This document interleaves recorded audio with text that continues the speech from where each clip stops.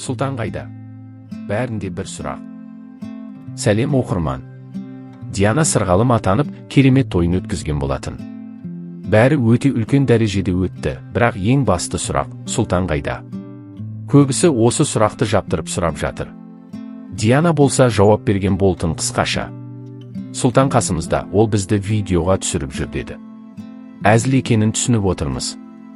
Сұлтан сол Америкадан әлі қайтпаған секілді.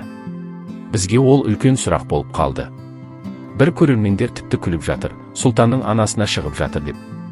Бірақ нақты шын жауапты әлі естімей жатырмыз. Ал сіз қалай ойлайсыз?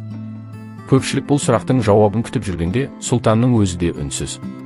Ол шынымен Америкада жүр ме, әлде басқа бір жерде ме, белгісіз. Бірақ көрермендер түрлі болжамдар жасап үлгерді.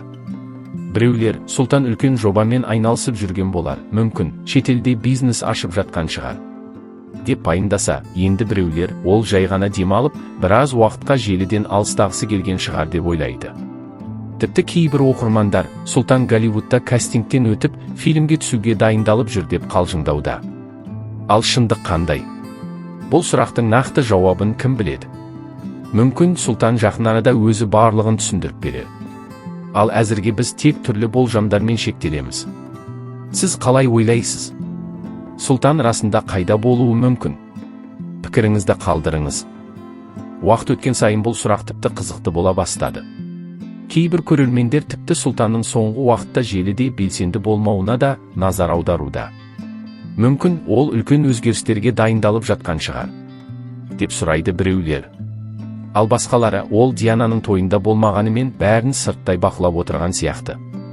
Бәлкім, бір күні күтпеген жерден пайда болып, бәрін таңғалдыру үшін әдейі үнсіз отыр деп болжайды. Бұл жай ғана уақытша жоғалу ма, әлде шынымен де үлкен жаңалықтың белгісі ме? Бір нәрсе анық, Сұлтан қайтып келгенде, оны көп сұрақ күтіп тұр. Ал сіздің ойыңызша, бұл жұмбақтың шешімі қандай? Пікіріңізді жаза кетіңіз.